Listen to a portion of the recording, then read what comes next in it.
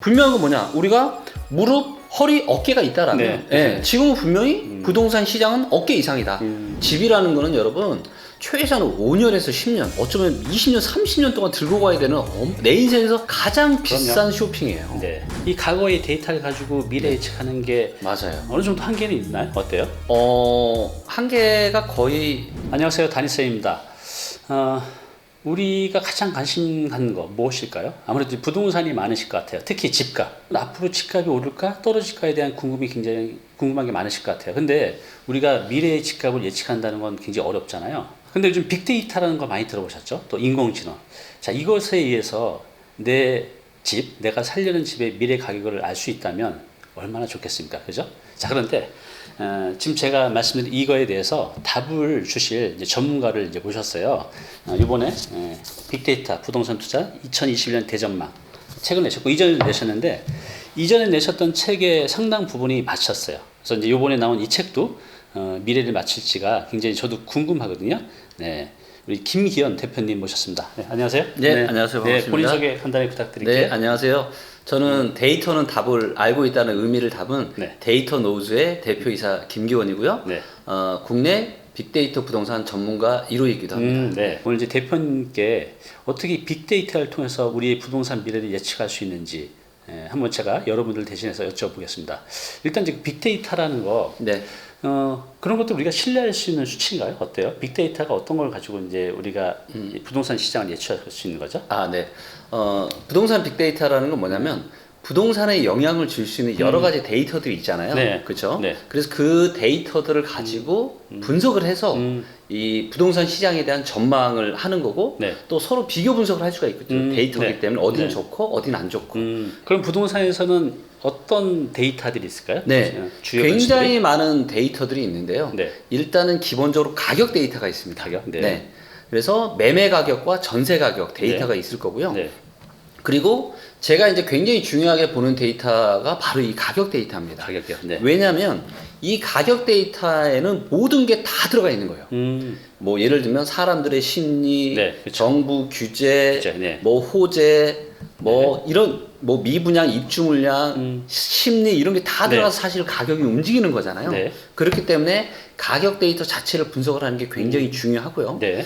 그 다음에 이제 많은 분들이 이야기하는 또 입주 물량. 입주 그래서 물량. 네. 앞으로 뭐 향후에 아파트가 얼마나 많이 들어설 거냐, 공급분. 적게 네. 들어설 거냐, 뭐 이런 부분들. 네. 그리고 또 미분양. 미분양. 그래서 팔리지, 그러니까 분양을 했는데 팔려고 내놨는데 네. 팔리지 못하고 남은 거죠. 근데 이런 재고 아파트들이 많이 늘어나고 있는지 아니면 줄어들고 있는지가 또 그 지역의 네. 부동산 시장의 어떤 그런 온도를 네. 체크하는데 굉장히 중요한 데이터거든요. 그래요. 네. 지금 말씀하신 대로 이제 가격, 네. 수요와 공급, 네. 미분양 이런 것들은 우리가 이제 객관적인 수치로 볼 수 있고 또 네. 공급부는 어느 정도 미래 예측도 가능하잖아요. 그렇죠. 계획이 있으니까. 네. 그런데 이제 미래 우리 좀 약간 불확실한 거, 이래서 사람들의 심리, 네. 또 정부의 정책이나 규제 그렇죠. 이런 것들은 또 미래가 불확실한데 네. 이 과거의 데이터를 가지고 미래 네. 예측하는 게 맞아요. 어느 정도 한계는 있나요? 어때요?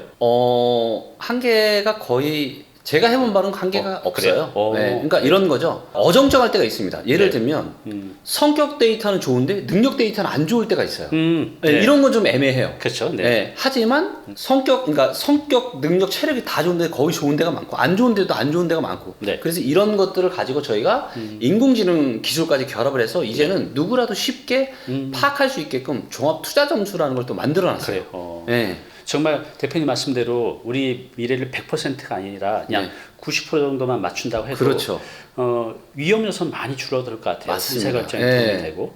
그러면은 지금 사람들이 가장 궁금해 하시는 거는 네. 많이 올랐잖아요, 최근에. 많이 올랐죠. 그래서 지금 똘똘한 한 채를 사야 되느냐, 네. 아니면 이제 떨어지기 기다렸다 사야 되느냐, 네. 있는 걸 팔아야 되느냐, 고민들이 굉장히 많으신데요. 맞습니다. 대표님이 지금 빅데이터를 분석해 보면 네. 지금 앞으로 시장 어떻게 될 것 같아요? 좀 이게 표나 자료 있으시면 보여주시면 설명 좀 네. 부탁드릴게요. 자, 먼저 네. 일단 결론부터 말씀드리면 네. 역사상 그 어느 때보다 본질적인 가치 대비해서 네. 현재 부동산 시장에 전국적으로 거품이 굉장히 많이 껴 있어요. 거품이 이제 네. 많이 있다. 네. 네, 그래요. 특히 그 중에서도 서울과 네. 그다음에 일부 경기, 그리고 일부 광역시가 광역시가. 굉장히 이제 거품이 좀 많이 껴 있고요. 그래서 그걸 어떻게 알 수가 있죠? 예. 그래서 이런 부분들을 일단은 실제 데이터를 가지고 네. 제가 말씀을 좀 드리도록 하겠습니다. 네. 먼저 전체적인 이제 부동산 시장에 대한 어떤 이런 흐름을 제가 말씀을 드릴 텐데 네. 혹시 그 버핏 지수라고 혹시 주식 시장에서 혹시 들어보신 적 있으신가요? 네, 들어봤죠. 예. 네. 버핏 지수라는 거는 그 나라의 GDP와 네. 주식 시장 시가총액을 비교한 거잖아요. 네. 주식 시장 시가총액이 그 나라의 경제 규모인 GDP와 비슷한 수준에서 움직이는 게 맞다라는 그런 전제 조건을 가지고 만든 거였고요. 그래요. 네, 네. 그럼 그 전제가 맞다면 이것도 맞는 건데 그렇죠. 그 전제가 어느 정도 그 검증이 됐나요? 그렇죠.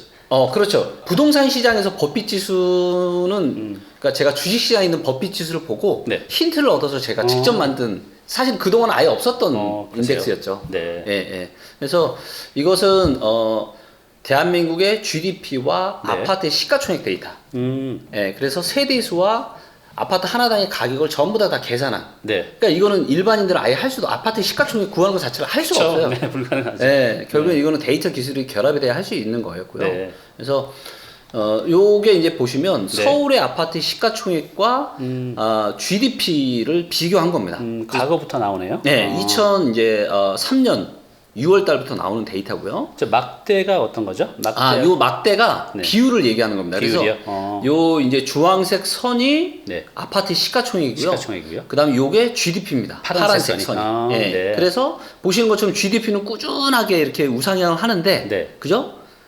아파트 시가총액이 급격하게 늘 때도 있고 오히려 줄어들 때도 있고 급격하게 늘 때도 있죠. 그러네요. 예. 그래서 그 비율을 나타내는 게 뒤에 막대 그래프예요.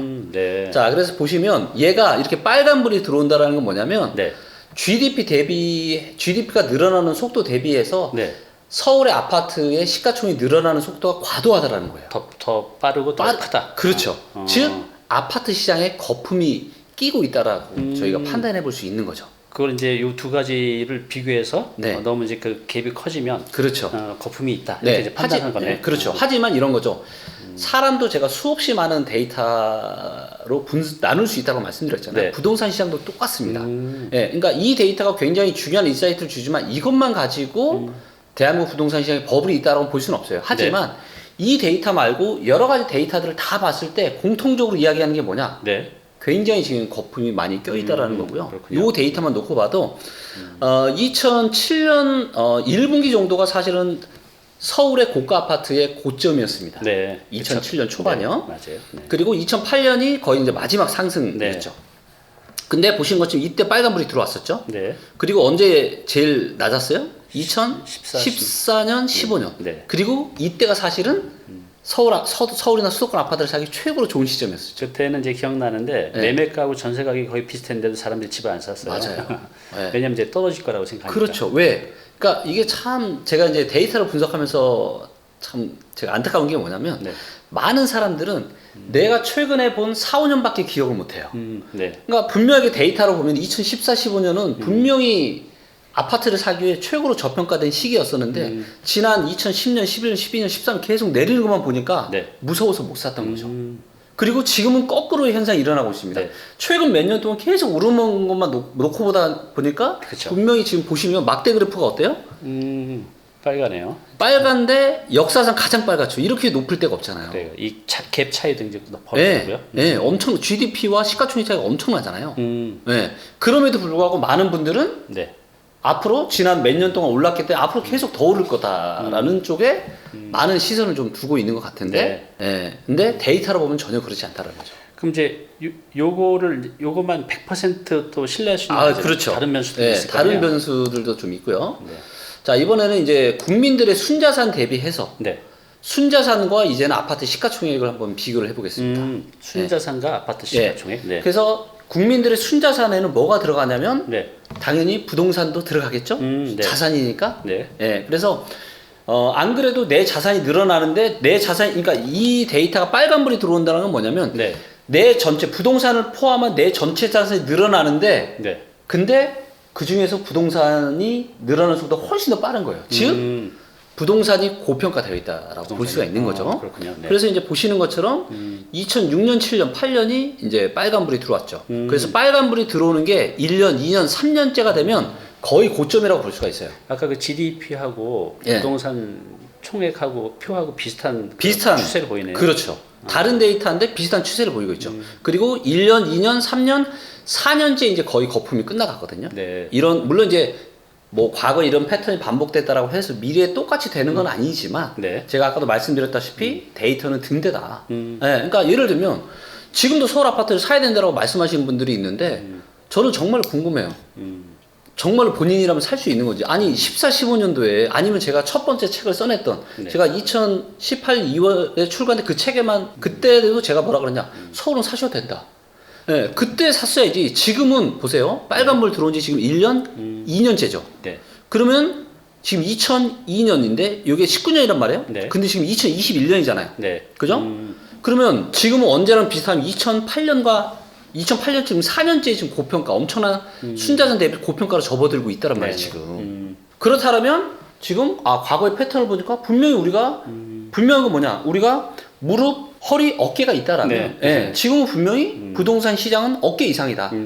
그리고 제가 이런 부분을 작년 이제 초반서부터 제가 2020년 초반부터 제가 말씀을 드렸고요. 지금은 올해는 뭐냐? 올해는 지금 눈썹 위로 올라갔어요. 네. 그리고 자 앞으로 분명히 데이터가 이렇게 이야기하고 있지만 네. 지금 시중에 풀린 유동성이 굉장히 많잖아요. 네. 그리고 이 유동성의 이면에는 거대한 부채가 숨어져 있어요. 네. 그렇죠. 전 세계에서 가계부채가 가장 높은 국가가 한국입니다. 근데 그 유동성 때문에 부동산 가격이 더 올라갈 거라고 말씀하신 분도 있잖아요. 맞아요. 그래서 저도 그럴 수 있다라고 봐요. 그래서 뭐 올해 말이나 내년 말까지도 올라갈 수 있다, 심하면. 네. 하지만 그러면 지금이라도 사야 되냐? 자, 우리가 예를 들어서 서울에 아파트를 샀어요, 지금. 네. 내년 말까지 올랐다고 내년 말에 팔 수 있나요? 못 팔죠. 네. 집이라는 거는 여러분 최소한 5년에서 10년, 어쩌면 20년, 30년 동안 들고 가야 되는 내 인생에서 가장 비싼 쇼핑이에요. 네. 네. 한번 잘못하면 그냥 인생 자체가 망가지죠. 그럼요. 네. 네. 그리고 아시지만 부동산 시장이 한번 분위기가 안 좋아지면 어떻게 돼요? 이제는 팔려고 내가 그쵸. 내놔도 아예 아무도 쳐다보지 않습니다. 그리고 올해 지금 벌써 이미 얼마 전에도 이슈가 됐지만 보유세 세금 폭탄이 이제 본격적으로 시작이 된단 말이에요. 네. 해가 지나면 지날수록 갈수록 이 아파트 가격이 더 상승하지 않고 그냥 멈춰만 있어도요. 보유세, 종부세를 포함한 보유세는 계속 늘어납니다. 그 이제 우리가 주식이나 금은 네. 시세 변동이 굉장히 좀 빠른데 네. 이 부동산의 관성이 되게 큰 것 같아요. 맞아요. 그래서 뭐 한두 달 사이에 막 급등하는 게 아니라 네. 일정한 이런 큰 패턴이 추세가 있죠. 있는 것 같아요. 맞습니다. 네. 그럼 이거 말고 또 다른 데이터가 또 있나요? 네. 이번에는 이제 어떤 좀 시도로 구체적으로 좀 들어가서 그럴까요? 일단은 서울과 관련된 데이터를 네. 먼저 좀 보여드리도록 하겠습니다. 아무래도 아무래도 지역별로 그 온도 차이가 있을 거 아니에요. 네네. 그렇죠? 네. 제가 이제 뭐 작년 초반서부터 이제 2020년, 21년 즈음부터 네. 이제 서울이나 주요 고평가된 지역은 지는 해가 될 거다. 그렇게 제가 말씀드렸더니 일부 분들이 이제 제가 하락론자로 저를 알고 계신데 그렇게 오해할 수 있겠네요. 네, 저는 하락론자가 아니고요. 근데 제가 또 어떤 얘기도 했냐? 네. 지방이 이제 떠오르는 해가 될 거다. 지방이요? 제가 2020년 초반서부터 그랬어요. 충남, 충북, 경남, 경북, 그 다음에 전북, 강원도 여기는 떠오르는 해가 될 거야. 여기 사셔라. 네. 근데 어떻게 됐어요? 다 올랐어요. 네. 작년 초중반 이후로 제가 올라간다는 데는 다 올라갔단 말이에요. 네. 네. 이미 이미 평균보다 많이 오른 지역들이 많이 있죠. 네. 네. 제 얘기를 듣고 사신 분들은 다 이미 상당한 지금 돈을 버셨거든요. 근데 이제 전남, 전북, 경남, 경북 이 지역이 굉장히 넓잖아요. 그 지역 내에도 차이가 좀 있지 않나요? 근데? 차이가 있는데 그것도 이제 다 데이터로 다 그래요. 분석을 할 수가 있죠. 네. 자, 일단 먼저 그래서 이제 제가 말씀드리고 싶은 건 뭐냐면 저는 이제 뭐 하락론자나 이런 게 아니라 데이터를 가지고 서로 비교 분석을 해서 등대처럼 어디는 좀 위험하고 어디는 이제 앞으로 좀 좋아질 가능성이 많고 이렇다라는 거죠. 네. 근데 분명히 지금은 일단은 서울을 먼저 말씀을 좀 드려볼게요. 네, 서울이 이제 가장 인구가 많으니까. 네. 자, 이제 먼저 이제 KB 이제 이 데이터 네. 그러니까 아파트 가격의 출처가 여러 군데가 있는데요. 네. 일단은 KB 부동산 지수 주간 데이터를 가지고 먼저 말씀을 좀 드릴게요. 가장 많이 보죠, 또 네, KB 네. 지수를. 네. 그래서 이제 보시는 것처럼 지금 이제 매매가의 지금 상승폭이 조금씩은 좀 줄어들고 있는 모습이고요. 네. 전세 같은 경우는 작년에 이제 이 임대차 3법, 네. 요거 때문에 엄청나게 지금 이렇게 폭등을 했다가 계속 지금 줄어들고 있습니다. 네, 네. 그래서 사실 작년에 이제 전혀 예상치 못했던 이 임대차 3법이 없었으면 네. 사실 아파트 가격이 이렇게까지 또 급등하진 않았을 거예요. 그렇죠. 네. 네, 근데 그런 정부 임대차 3법 때문에 전세 가격이 올라가고 폭등을 해버리니까 이 전세 가격과 매매가 다시 가까워지고 그러니까 또다시 매매가를 밀어올리는 이런 현상이 나타나고 있는데 네. 이게 이제 이런 것도 거의 지금 거의 끝물에 있다라는 게 보여지고 있고요. 네. 자, 그 다음에 요 데이터는 뭐냐면 네. 그러니까 이 리치고가 이제 다른 어떤 부동산 이거랑 좀 다른 게 뭐냐면 네. 제가 이제 수없이 많은 부동산 어떤 강의를 예전에 네. 저도 초보자의 불인일 때 네. 강의를 들었을 때 그 누구도 부동산 시장의 고평가 저평가는 이야기를 하지 않더라고요. 그렇죠. 모르는 거니까 네. 알 수가 없죠. 네. 근데 어떤 자산이든지 사실은 기왕이면 저평가될 때 사는 게 좋잖아요. 그렇죠. 그러면 부동산 시장에는 이런 게 없을까? 네, 굉장히 고민을 많이 했고요. 강의도 많이 들었고. 네. 그래서 여러 가지 데이터를 가지고 실험도 해봤고. 그러세요. 네, 근데 딱 3가지의 저평가 인덱스를 제가 만들었습니다. 3가지요? 네. 뭐죠? 3가지? 근데 이 3가지가 너무 정확한 거죠. 그래서 첫 번째가 뭐냐면 바로 전세 저평가 인덱스입니다. 전세 저평가. 예, 네. 이거는 뭐냐면 전세는 실제 사용 가치잖아요. 네, 그렇죠. 투자 목적이 1도 없죠. 그렇죠. 네. 네. 시장 가격이죠. 그렇죠. 네. 그래서 얘를 본질적인 가치로 놓고 본 거예요. 그래서 전세 가격이 움직이는 속도 대비해서 매매 가격이 움직이는 속도를 측정을 해서 이걸 저평가 인덱스로 만들어 본 거죠. 그랬더니 너무 정확했고요. 그래요. 전세 저평가. 네. 두 번째가 뭐냐면 소득 대비한 저평가 인덱스입니다. 소득 대비. 네. 왜냐면 누구나 뭐 소득의 이 자산의 원천이 되는 게 소득이잖아요. 그렇죠. 네. 그래서 사람들의 소득 대비해서 아파트 가격이 몇 배 정도 되는지 네. 이거는 또 글로벌하게 PIR이라고 해서 Price to Income Ratio라고 해서 네. 소득 대비한 이런 주택 가격 데이터를 글로벌하게 또 쓰고 있습니다. 그래요. 네. 또 세 번째가 뭐냐면 네. 물가 대비한 저평가 인덱스입니다. 물가. 네. 이거는 뭐냐면 시중에 물가 대비해서 네. 그러니까 시중의 통화량은 자연스럽게 늘어나잖아요. 그러면서 물가는 자연스럽게 올라가고 그래서 네. 물가가 올라가는 속도 대비해서 아파트 가격이 올라가는 거를 본질적인 가치로 놓고 본 거죠. 네. 그러면 이제 전세, 소득, 물가 이 세 그렇죠. 가지 데이터를 가지고요. 네, 네. 그래서 그래봤더니 너무 정확한 거죠. 네. 네. 자, 그러면 서울의 이제 전세 대비한 저평가 인덱스를 먼저 좀 보여드리도록 하겠고요. 네. 예, 바로 이 차트가 그 화면입니다. 빨간 게 안 좋은 건가요? 빨간 게 안 좋은 겁니다. 예, 초록색이 그래요. 좋은 거고요. 언제가 제일 좋았냐면 서울은 2016년 3월달, 4월달 정도가 가장 좋았습니다. 네. 이때가 서울은 실제 사용 가치인 전세 대비해서 아파트 가격이 가장 매매가가 저평가되었던 시기예요. 조때 투자가 했으면 이제 돈 버는 거네요. 너무 좋았죠. 네. 자, 그리고 계속 안 좋아지더니 언제부터 빨간불이 시작이 됐냐면 한 2017년 말부터. 네. 네. 그리고 지금은 마이너스 24.6%로 역사적으로 봤을 때 지난 6년 중에서 가장 고평가되었던 시기고요. 저게 그러면 이제 전세 가격 대비 매매 가격 차이가 많이 벌어졌다는 걸 뜻하는 건가요? 어떤 그러니까 거죠? 이게 이제 전세가율하고는 조금 달라요. 그러니까 전세가율은 전세가 나누기 매매가가 전세가율인데 네. 얘는 이제 증감률을 가지고 이렇게 좀 증감률. 인덱스화해서 만든 거라. 증감률. 예, 예. 네. 자, 그래서 전세가율하고 좀 비슷하지만 살짝 좀 다릅니다. 네. 그래서 예를 보면 지금 거의 한 25% 정도 서울 아파트의 매매가에 거품이 있다. 그리고 전국에서 몇 등이에요? 꼴등이죠, 꼴등. 맨 그러네요. 밑에 있잖아요. 네. 그 다음 세종, 경기, 대전, 부산, 대구. 그래서 이 지역들은 뭐냐면 사람으로 따지면 일단은 성격이 상당히 안 좋은 거예요. 아직 초록인데도 있네요. 초록인데도 있죠. 거기가 충북, 경북, 충남, 정부, 경남, 강원도 네. 요 정도. 그래서 제가 작년 초반서부터 네. 이 지역이 그렇게 좋아질 수밖에 없다라고 분명히 제가 데이터로 이야기했는데 많은 분들이 무슨 소리냐, 인구가 감소하고 일자리가 감소하고 그런 지방이 어떻게 아파트 가격이 오르냐고 댓글을 주셨지만 그 데이터를 제가 과연 안 보고 있을까요? 부동산 관련된 거의 모든 데이터를 다 보고 있는데 네. 예, 그런 것까지 다 팩트 체크를 해서 네. 제가 말씀을 드린 거였고 그리고 실제로 다 제가 아닌 데이터가 전망한 대로 다 올랐었죠. 자, 이번에는 소득 대비한 저평가 인덱스를 좀 보도록 하겠습니다. 네. 소득 대비요. 네. 자, 이번에 이제 서울 아파트의 이제 소득 대비한 저평가 인덱스를 네, 좀 소득 말씀을 대비. 드리도록 네. 하겠습니다. 네.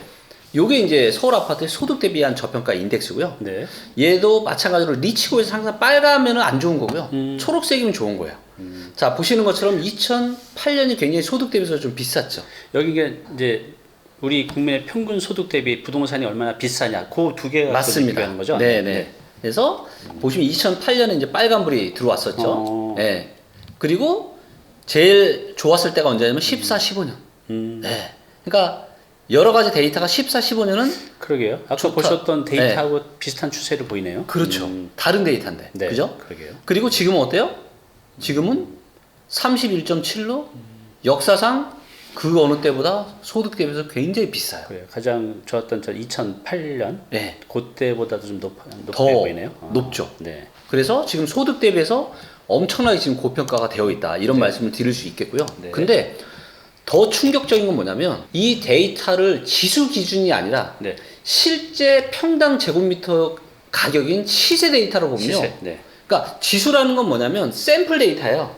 대한민국 서울에 이제 모든 아파트의 가격이 들어가 있는 게 아니라 샘플만 네, 골라서 한 샘플. 거죠. 네. 근데 시세는 뭐냐면 실제로 저희가 서울에 있는 모든 아파트의 거래 제곱미터당 거래 가격을 다 구해서 저희가 만든 건데요. 이걸 보면 정말 대한민국의 아파트 시장은 어마어마한 지금 버블이 껴있는 걸로 확인이 됩니다. 그렇군요. 자, 이걸 보시면 이 화면이 이제 서울의 소득 대비한 네. 서울 아파트 실제 가격 데이터예요. 근데 보시면 어때요? 2008년이 이랬고 네. 2014, 15년이 저렴한 건 저평가되었던 건 비슷하죠. 그러네요. 근데 지금 어때요? 좀 전에 지수 그래프랑은 비교도 안 될 정도로 엄청나게 높죠. 네, 더 차이가 많네요. 네. 네. 즉 실제 제곱미터당 지금 실제 가격 데이터로 보면요, 서울 아파트는 소득 대비해서 지금 어마무시한 지금 2008년보다 한 50% 이상 더 지금 비싼 거예요. 네. 엄청난 지금 거품이 껴 있는 거죠. 네. 자, 거기다가 물가 대비한 또 저평가 인덱스를 보면은 그럴까요? 네. 자, 이거는 제가 또 시세로 왜냐면 지수로 제가 말씀드릴게요. 왜냐면 네. 시세로 보면은 네. 너무너무 지금 심각하거든요. 네. 지수로. 네, 이번에 지수로 또 데이터를 바꿔 좀 보도록 하겠습니다. 네. 자, 보시면 이거 물가 지수죠, 이건? 그렇죠. 요 파란색이 물가입니다. 네, 물가가 올라가는 속도를 보여주고 있는 거고요. 요 빨간색이 서울의 아파트 가격이 올라가는 속도예요. 네. 보시는 것처럼 어떨 때는 물가보다 더 많이 오를 때도 있고, 오히려 물가는 이렇게 잘 올라가고 있는데 물가보다 덜 올라갈 때도 있죠. 그러네요. 네. 그래서 이거를 가지고 저평가 인덱스를 만든 거예요. 결국 물가보다 덜 올라갈 때가 이제 투자 타이밍인 그렇죠. 거네요. 그렇죠. 그래서 그럴 때가 언제예요? 2004년, 5년. 네. 그 다음에 2013, 14, 15년. 네. 그리고 18년까지도 저평가했었죠. 물가 대비해서. 그러네요. 근데 물가들 고평가가 7년, 8년. 근데 지금도 어때요? 고평가죠. 네. 그래서 전세 대비해서 소득 대비해서 물가 대비해서 지금 서울의 아파트는 굉장히 분명히 고평가되어 있다. 그렇군요. 네. 물론 아직은 주식 시장이 부동산 시장에 영향을 미치고 부동산 시장이 주식 시장에 영향을 미치잖아요. 네.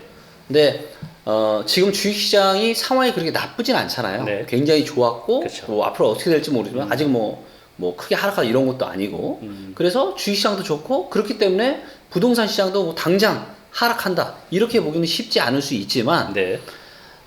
그렇지만 그럼에도 불구하고 그래서 이제 조금 더 버블이 이어질 수는 있지만 분명한 거는 만약에 지금 산다라면 네. 십몇 년 만에 가장 고평가된 시기에 사는 거는 분명한 팩트인 거고 네. 그리고 1, 2년은 올라갈지 모르지만 4년, 5년, 10년을 바라봤을 때는 지금 매수를 하는 의사결정은 내 자산을 완전 자칫 내 어떤 인생을 망가뜨릴 수도 있는 그런 의사결정이에요. 왜냐면 지금 20억짜리 예를 들어서 서울 아파트를 내가 똘똘한 채로 20억짜리 하나 샀어요. 네. 근데 만약에 얘가 한번 떨어졌다. 네. 그러니까 아까도 말씀하셨지만 부동산은 움직임이 굉장히 느리잖아요. 기차거든요. 그쵸? 네. 근데 하락의 기차가 시작이 되면요. 네. 이게 4년, 5년을 갑니다. 그렇죠. 네. 그러면 4년, 5년 동안 저희가 과거의 데이터를 봤을 때 아무리 못해도 20%, 평균 30%, 40%, 심하게는 50%도 떨어져요. 예를 들어서 30%, 40% 떨어지는 걸 가정해보죠. 그러면 20억짜리 아파트가 30% 떨어지면 얼마예요? 14억이 되는 거고요. 40% 떨어지면 12억이 되는 겁니다. 그렇죠. 그러면 내 순자산이 6억에서 8억이 날아가는 거예요. 그렇죠. 네. 이제 대출까지 껴 있으면 이제 더 심각해지겠죠. 그렇죠. 근데 내가 일을 해서 이 돈을 벌려고 해봐요. 그러니까 그동안은 오르기만 했으니까 부동산으로 1억, 2억, 3억 버는 게 너무 쉬워 보였죠. 그러면 네. 이제 이렇게 또 생각하시는 분도 있을 것 같아요. 이제 네. 부동산에 우리가 이제 사이클이 있다고 하잖아요. 네. 오르고 내리고 오르고 내리고. 그러면서 네. 이제 서울은 대체로 우상향 해 왔는데 네. 이제 저 과거의 데이터를 보면 네. 저때 이제 맞았단 말이죠. 네. 그러면 이제 지금 이 시점에 네. 이게 이제 거품이냐 아니냐를 이제 과거 데이터 이제 한 번을 보고 이걸 또 유추해 내는 건데 네.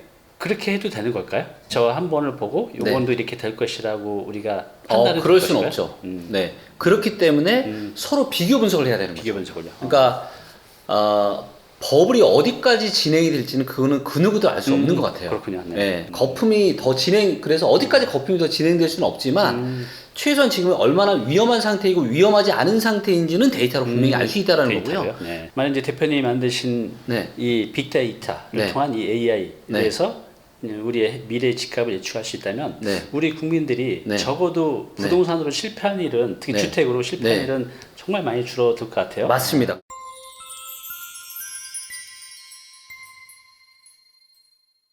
네, 오늘 정보 도움이 좀 되셨나요? 앞으로 이런 정보 계속 받아보실 분은요, 여기 구독 부탁드리고요. 그 다음에 오른쪽은 제가 추천하는 영상입니다. 꼭 한번 보시기 바랍니다.